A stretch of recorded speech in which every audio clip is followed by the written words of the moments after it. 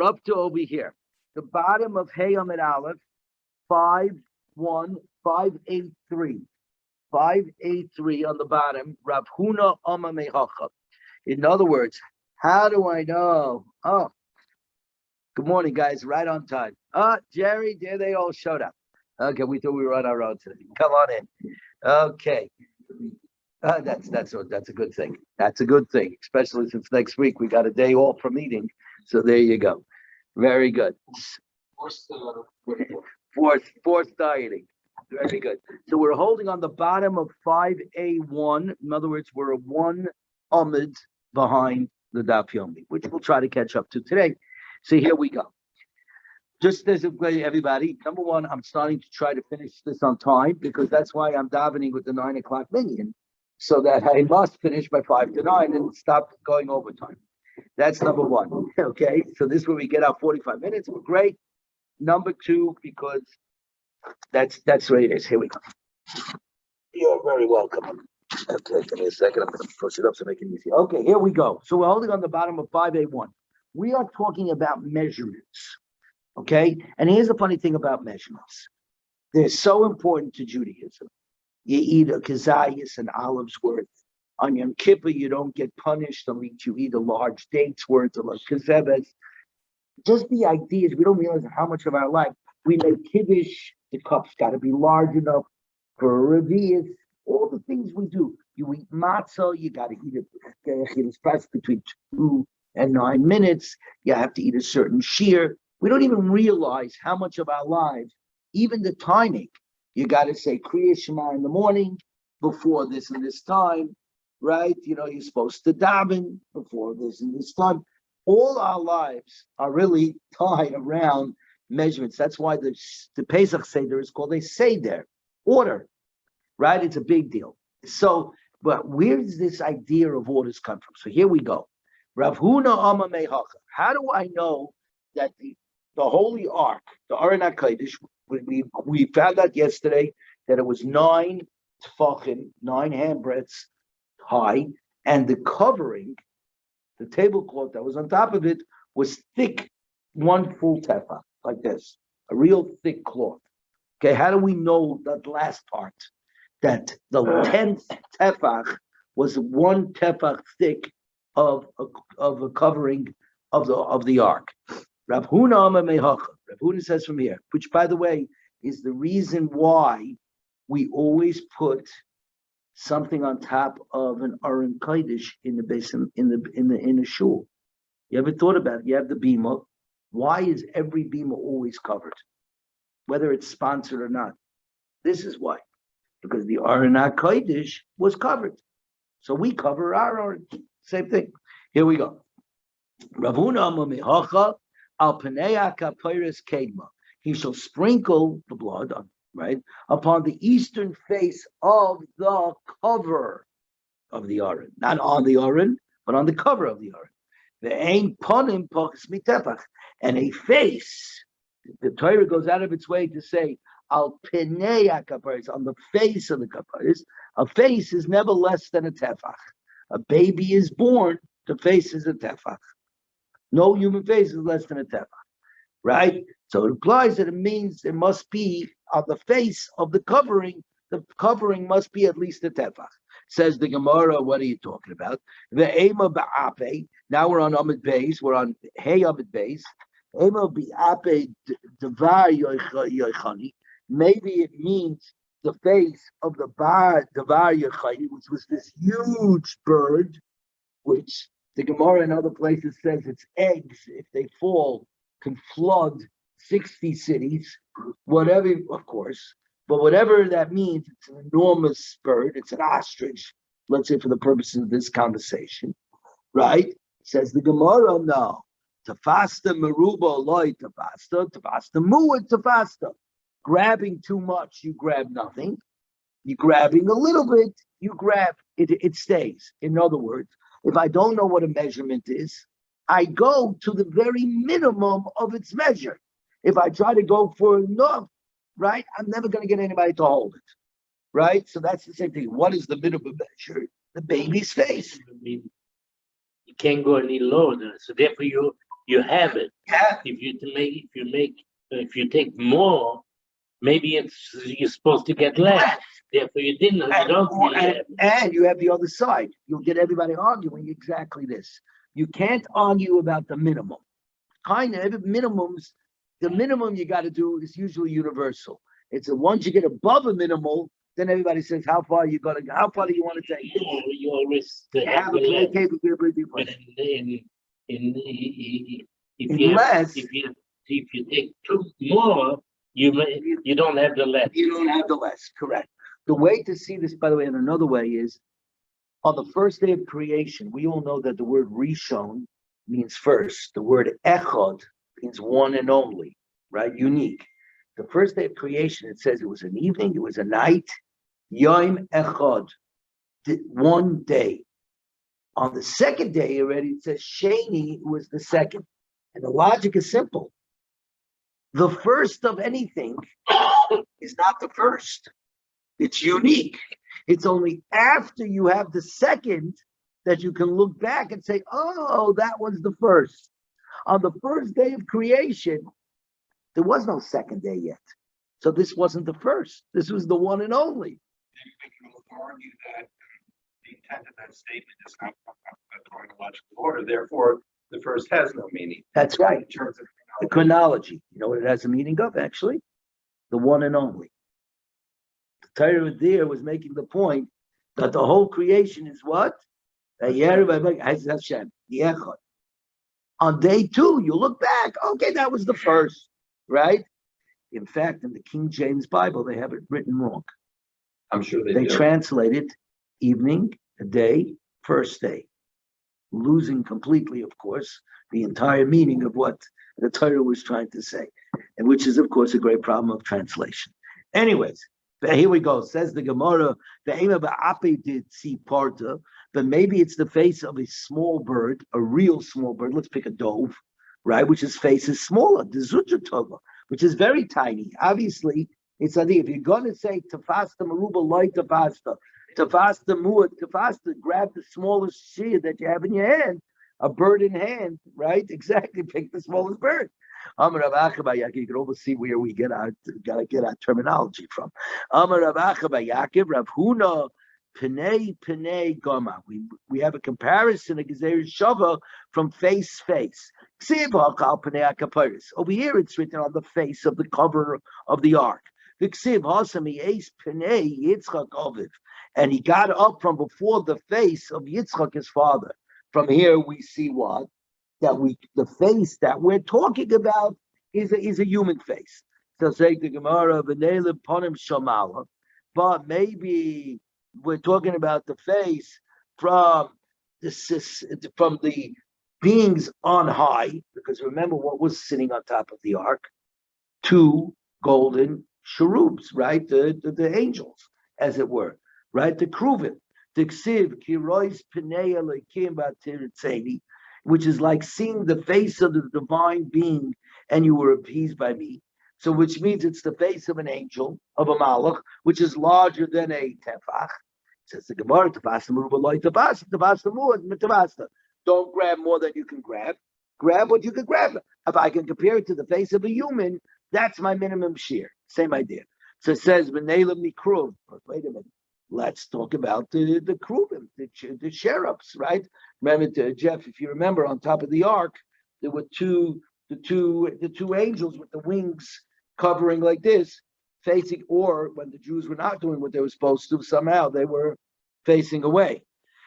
The ksiv al hakapiris, towards the el hakapiris, towards the yiu pnei kruvim shall be the face of the keruvim. So what's going on? So, Amar Rav Acha Yaakov, Gemiri, Ein Pnei Keruvim Pesuchim Mitefach. We have a tradition that, in fact, the face of the Keruvim are not less than a tefach tall.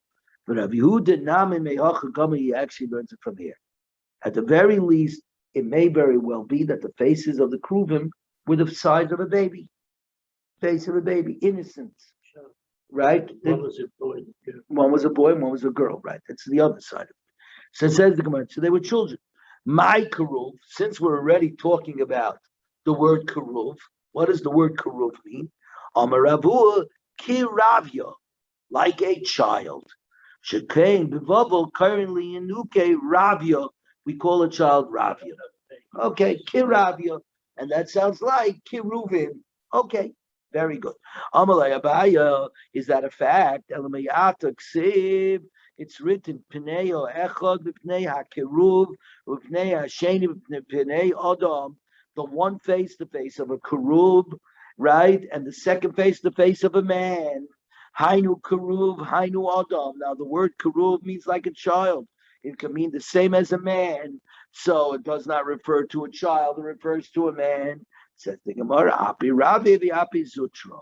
No, it means because a man has a large face and a child has a small face, right? And that's the difference.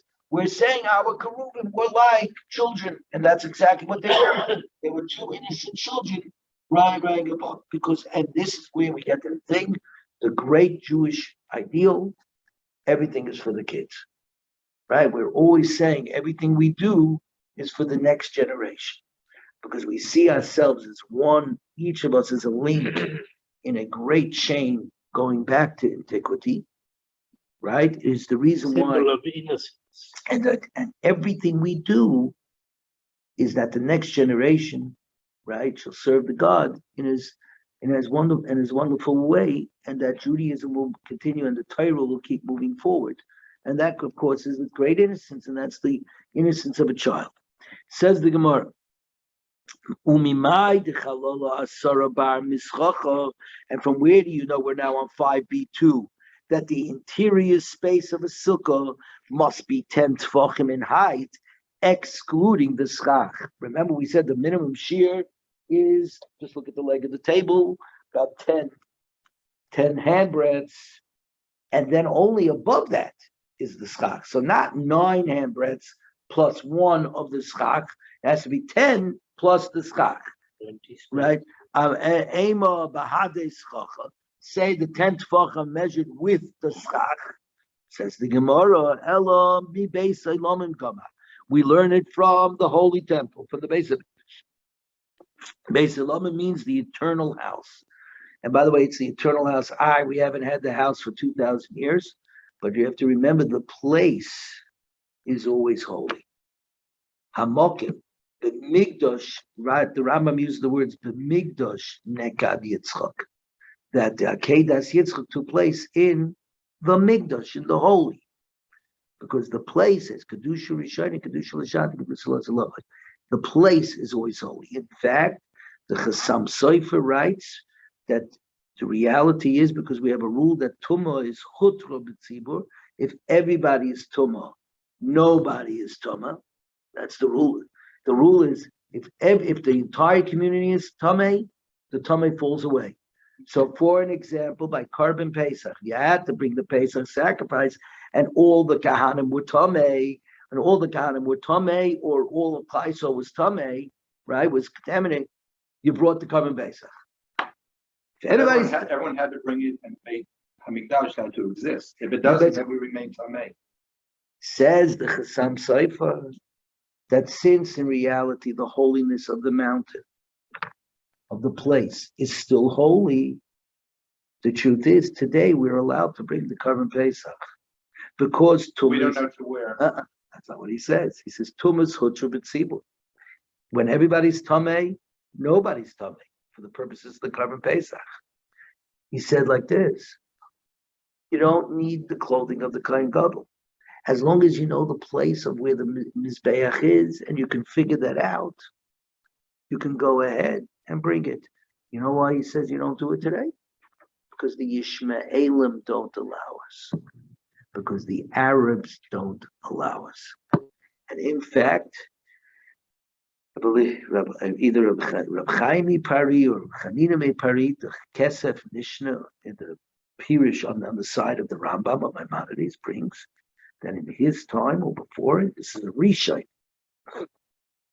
He tried to go up to Yerushalayim to bring the Karban Pesach, a contemporary of the Rambam, Reb Chaim Pari, Reb Chaim of Paris, or Reb Chanina Meir Pari, I don't remember his name, and the Arabs killed him.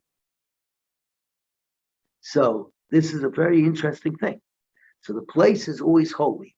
Okay, it should always understand. So it's always called the eternal house, right? And it's very interesting. You know who asked the Rambam that question? The great Rabbi Akiva Eger, who asked the Chassam Sofer that question. Great Rabbi Akiva Eger asked his son-in-law, the Chassam Sofer, and then the Chassam Sofer gave that answer. And it's written in the Shalos and Shuvas, of the questions and answers of the Chassam Sofer. Anyways, Elbi Beisai Lomim Goma, from the eternal house, it's written, Diksiv, Va'abayis Hashabona Melech Shloimo La Hashem, and the house that King Solomon built for Hashem, Shisha Ama Arkoi Ve'esrim Rochboi V'shloisha Ama Kaimosai, 60 amas length, 20 width, 30 height. Diksiv, Koimas HaKruv, and the height of one krub was 10 amos, and the second, and the krub of Shlomo Melech, right? Not the one that's on the Aron HaKadosh, right? The picture that we have in our head, of the big, with the pictures where they show you the pictures, the big kruvim, Shlomo Melech made that. I don't know exactly where he put it exactly. He put it at the Kodesh, apparently at the entrance of the Kodesh HaKadosh. It seems like the Kohen Gadol may have walked, when he walked into the Holy of Holies, walked underneath the wings, either behind the Aron, or in front of the Aron. I'm not sure. No, they were kruvim, the small children-like kruvim, and two different. Correct. The small kerubim that was on top of the Aron HaKodesh. The large ones either at the entrance or behind it, like sort of sitting right with a pedestal on the ground, sort of sitting there like majestic. When it goes all solid gold, exactly. V'tanya, and it was taught and we find that in the eternal house that the cherubim stood in a third of the house, meaning in a third of the Kodesh HaKadoshim, in the Holy of Holies. Mishkan nami kruvim b'shlish habayis menoidim. In the tabernacle, well, the cherubim stand in a third of the house. In other words, Moshe's cherubim, when they stood on top of the ark, their heads reached to a third of the height of the tabernacle's height. Okay? So there was 60. So now says the Gemara, the Ksiv, and it says, so the Mishkan Kamahava. How tall was the whole Mishkan, the tabernacle in the wilderness? Don't get too hung up on the math. We're just going to see, we're just learning it. We'll get to the bottom line. Esa amas, 10 amas. The Ksiv. Esa amas oirech hakarash. 10 amas, the length of each plank. Kamahavalahu. How many tvachim are in 10 amas? 60 is 60 tvachim, because every amal has 6 handbreadths. So 6 times 10 is 60. Simple. Okay? Now, Talaya Kamahava, what's a third of 60? We can only figure this out, no matter, even if we're not good at math. Right? Esim Pushchit, 20. Right? So now the Brisa taught that the head of the kruvim reached a third of the tabernacle's height, which was calculated at 20 tvachim from the floor because of the 6 amas, because of the 6 amas. Here we go. The 10 amas. And they stood on the cover of the ark. So here we go. Deduct the 10 tvachim of the actual box of the Aron Kodesh plus the 1 tefach of the cover that was covering the thing. So knock that out. Pashulei Asara, and there remains 20 minus 10. This 10 tells us that the Keruvim stood 10 tvachim high. Now, great. Okay, now what do I need all this for? Big Siv, and it says, V'haya Keruvim parsech and afayim lamalo soichim kampeyim ala parochs. Famous pasuk.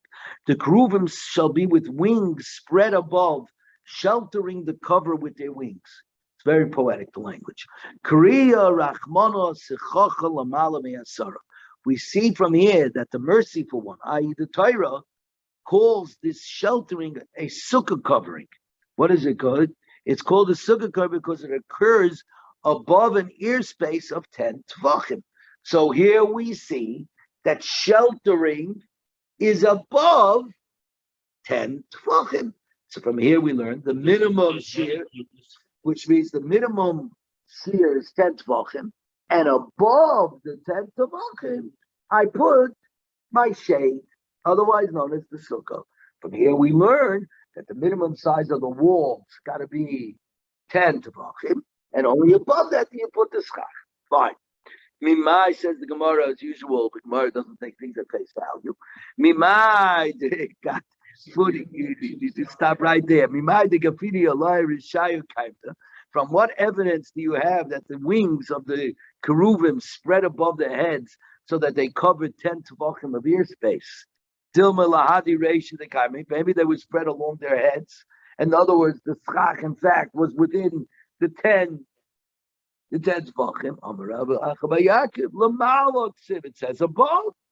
What does above mean there? It must have gone above their heads, right? Maybe so. Therefore, it means not just simply right above the 10 tvachim. Means, whoa, it went all the way up over here like this.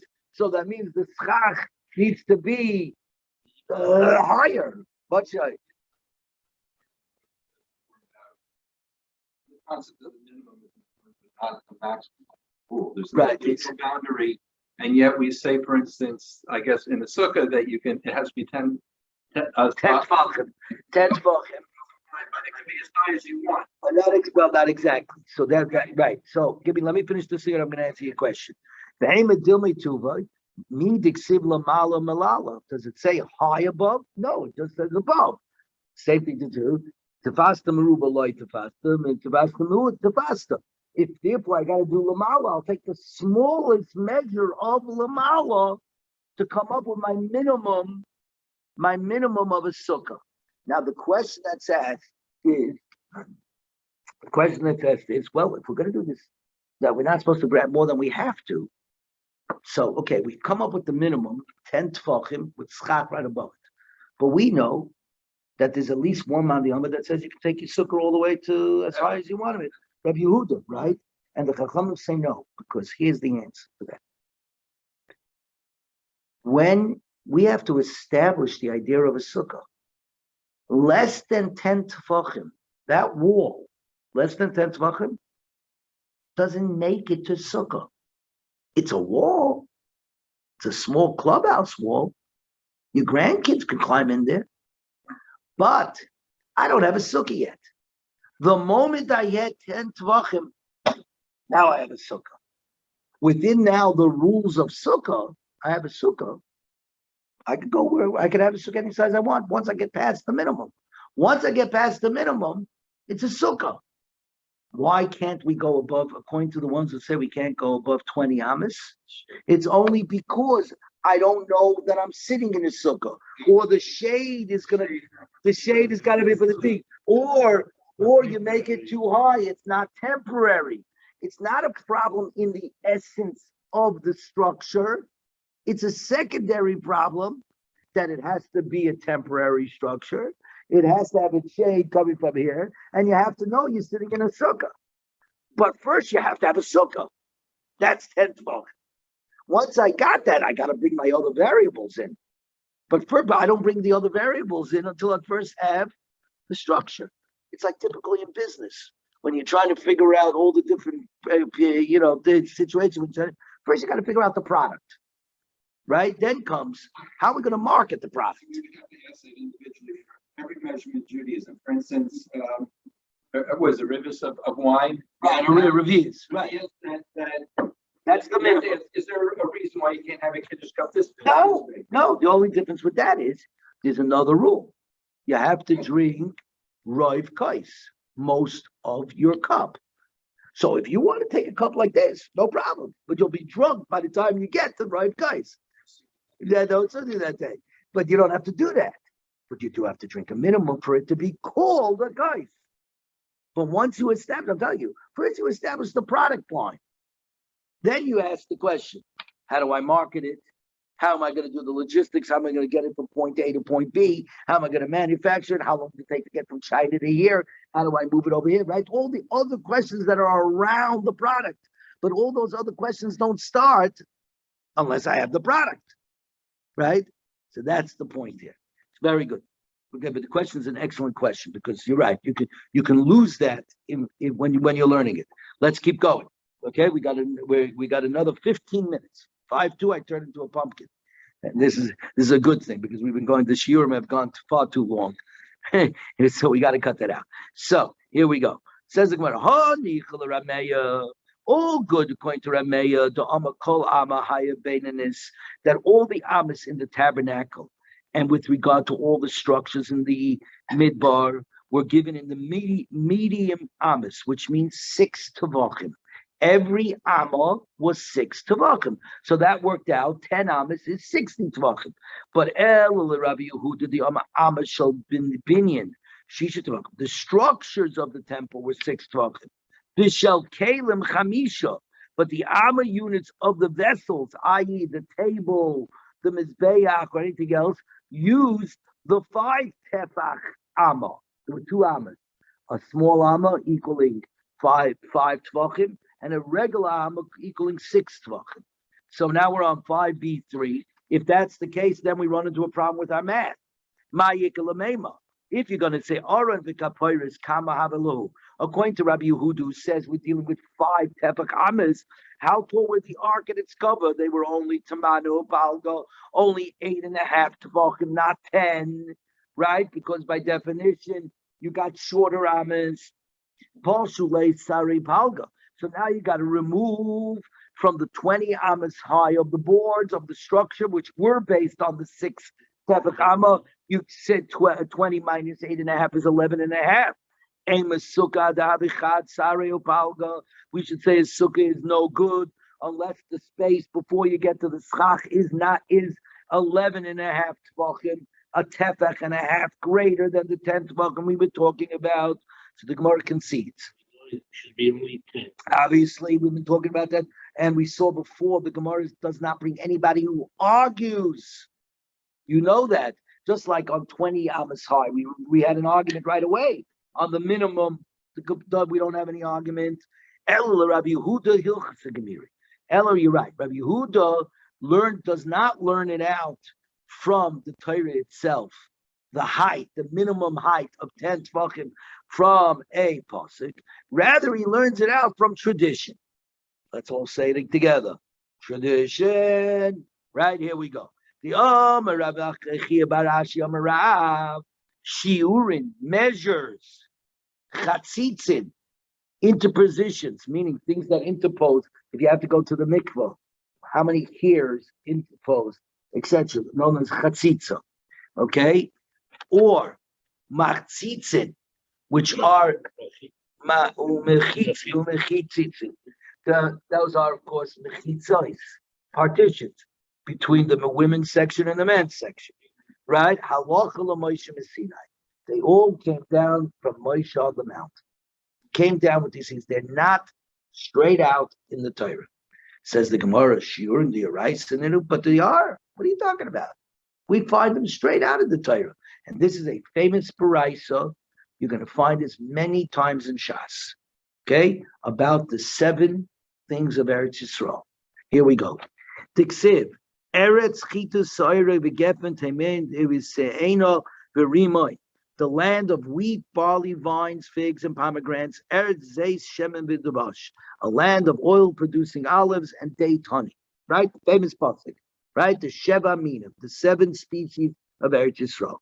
V'amar Rav Chanan, kol ha-posek hazeh, this entire verse is coming, l'shiurim nema, to teach us measures. Here we go. Chita, wheat, labayis hamenuga, to teach us something about a tsaras, a leprosy, the biblical leprosy, as it were, afflicted house. It's not, because we learned in a Mishnah. In the Goyim, hanichnas labayis hamenuga, if one enters a tsaras afflicted house, and he's carrying a garment bag, he's not wearing his clothes, but whatever, he's got another set of clothes, he's not wearing it. The sandolov, and his sandals, v'taboyis biyodai, his shoes and his rings are in his hands. He's carrying them, not wearing them. Hu behein tamei miyad. He and the clothing and the rings become tamei immediately. You walked into a house full of tsaras. We're on today's daf. But if he was wearing his clothes, he wasn't carrying the clothes. He had his clothes on. V'sandola b'raglov, and his shoes, his sandals were on his feet. V'taboisa b'etzba'osav, and his rings were on his fingers. By the way, from here you see that wearing sandals is perfectly acceptable. Hold on. Brad, you're gonna shoot me down. Took me till now. Who tummy me? Who tummy me yad? I love it. Who tummy me yad? He became tummy immediately. Okay, he became tummy immediately. He's the person who walked into the house that had saras, became tummy immediately.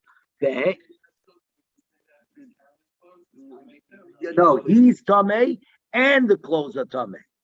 But we're here he's wearing everything. He's not carrying nothing. His hands are clear. What? Jumping the gun. Who tamei miyad? He gets tamei just like in the case where he's carrying the stuff.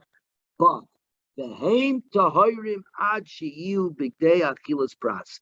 But the clothing he's wearing, the rings on his fingers, the shoes on his feet, remain tar unless he stays in the house as long as it takes to eat a half a loaf, okay, of bread.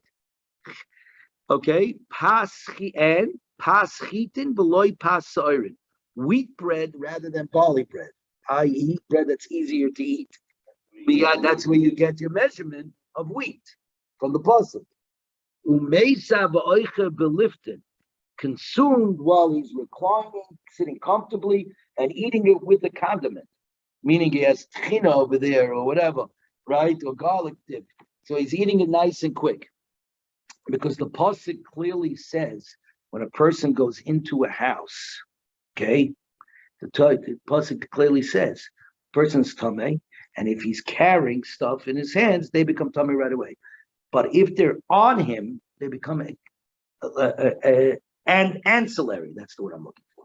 Ancillary from thing. He gets a certain amount of time. Of course, if you just hang out in the place, the tumah is going to permeate through. But until then, you get a chance to get out of it. And how long is the time? Like the first word in the pasuk, chita, wheat bread. Next one, sa'ira. To eat wheat bread. Well, we all know that. In fact, everybody says into the 7 grain, the health nuts like bread, right? 7 grain, only whole wheat. The Gemara was completely against this. The Gemara says fine wheat. Only poor people eat coarse wheat, and Jews are b'nei malachim, the sons of kings. No, they could, right? Am I making this up, Daddy? No, all over shots. Okay, but wait. Yeah. But it is true. It does say that, and now you have to deal with it in today's world. You see, okay, that's a beach titus. Where does it say that? Okay, so let's go further. Well, their girl, they have to worry about. The truth is, he's absolutely right. The real thing that they were worried about was pebbles and dirt in the bread. And the Gemara does bring that out. It has to be sifted and the whole thing. Yeah, that's the real reason why the coarser breads were never sifted as well. It was a poor man's bread. It was a poor man's, but that's the reason why. What made it a poor man's bread? It was a poor man's bread because it was not processed to the way we're used to process food. Sa'ira, barley, Titznan, that's the next thing in the pasuk, right? The next pasuk said Sa'ira, Titznan, etzem kisa'ira mitama b'maga memasa, a human bone fragment, the size of a barley kernel, that imparts tumah or to an item through contact with a person being carried by him. The aina mitama ba'oil, but does not mitama. If you remember, if a dead person is in a house, everybody that comes into the house becomes tummy. But that's only if the mace has either a full mace or at least its backbone and its skull is still intact. But carrying a bone the size of a barley, not a tooth, by the way. Tooth is not considered a bone. A barley, that's the shear of being metamba b'masa, by carrying. Says it further. Further, gefen kedei revius yain lenazir. The size of a revius for a nazir. A nazir is somebody who says, I will not eat stam nazir 30 days. I will not have wine and I will not take a haircut. Okay, so how much is the amount of drinking? That's a problem. We just talked about it before. The minimum is a revius. Te'ena, figs, kigogeris like Shabbos. The minimum amount that you're held liable for carrying from a private rishus into a public rishus is the size of a dried fig. Remind the big pomegranate that's non kol keli bali botim shirin kirimayim. All homeowner utensils, balabatim utensils, are susceptible to being tamei unless they pop a hole the size of a remind. If it gets a hole the size of a pomegranate, it loses its name of a utensil. Eretz Zeh Shemen Udavash, a land of oil producing olives and date honey. Eretz Shekol Shiurik is Zaysim, a land whose all its legal measures are a zayis, a kazayis, the size of a olive. Right, the Gemara right away. What are you talking about? Called shurim sagdat. All shurim are the size of an olive. You just finished saying, we just finished saying all of what we just said. Wheat, barley, pomegranates, right? So it says the Gemara, most of its shurim are like zaysim. Davash says Davash, the size of a large date with regard to being liable for eating on Yom Kippur, 682, right? We know on Yom Kippur you have, because it's affliction, it's a doing in the inisem, you are afflicted, right? It doesn't say achila, it says afflicted.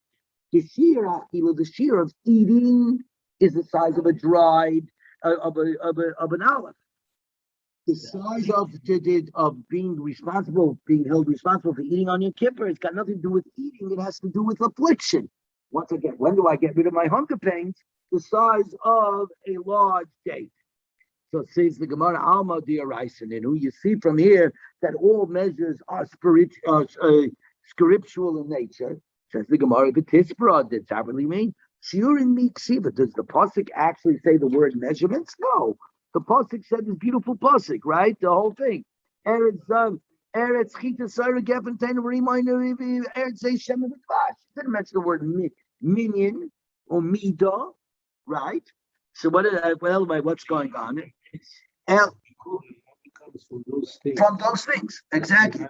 Ella hilchasaninu. Let's give me 1 second. Ella hilchasaninu. The measures are all oral Torah. Halacha l'Moshe Sinai. Ukra asmach tabamu. The pasuk is an allusion to these measures, but it's not a proof. And as my father said, here we learn these are the things that you can only bring the bikurim with. That's it. These are the ones. Okay.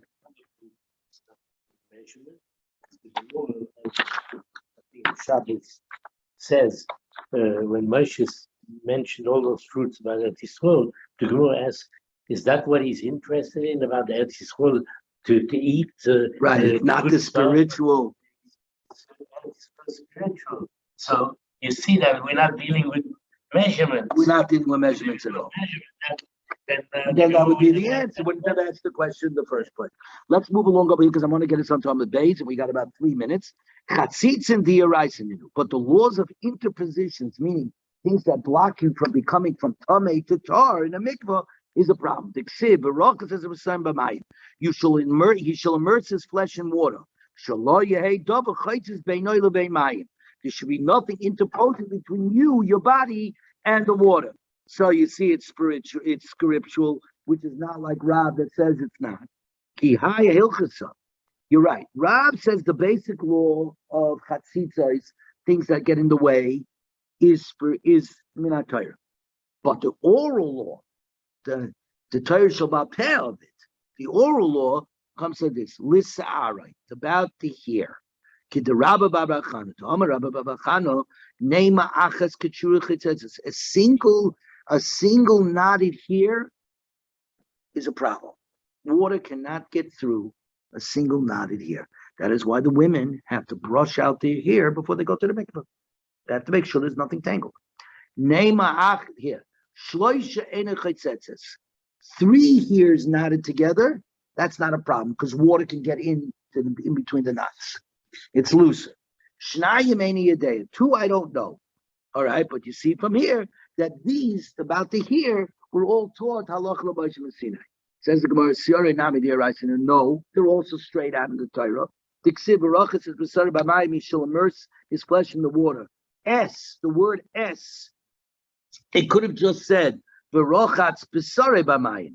Will wash his flesh in the water. What he shall. The S is always extra, right? Es atopel l'sare, meaning the S comes to timi, something that's an auxiliary to the one's flesh. Umanu sarai. This is me talking that has no hair, but still, right? So, ki hai hilchasa. The Gemara says you're right. Ukil Rabbi Yitzchak. But this is what he was talking about. But this is what he is. I did. I told my grandfather cursed me because he said I had too much hair, and it's becoming a. No, but the curse he gave me was, he said, it's a chatzitza with the tefillin. My grandfather at 16 said, you have a big chup, and it's a chatzitza. It's interposing between you, your head and your tefillin. He said, by the time you're 30, you won't have any hair. And I remember at the time turning to my father going, damn, Sadi guys, I call this from a guy, a righteous man, he says it out, he decrees, and God fulfills it. And by the time, man, I lost my hair in 6 months. So, and they killed Rabbi Yitzchak. So Amar Rabbi Yitzchak, and now we're on Amar days, and now I got to get going. So here we go. According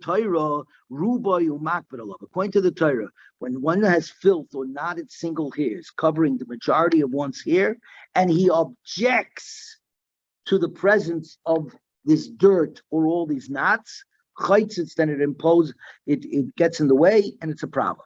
But where he doesn't care. I don't care if it's a mess. It does not interpose. This is the same thing like a keli. It's only worthy to become tamei only if it's a double choshev. If you hold it's something that's precious to you. If you don't really give a damn about it, then it doesn't reach the level of something that can become tamei. So here we go. Says the Gemara. The Gazru, but the Rabbanim came along. They said, no, but we're going to decree al rubai she'eni makbid on a majority of hair, which one does not have a problem with looking like a mess.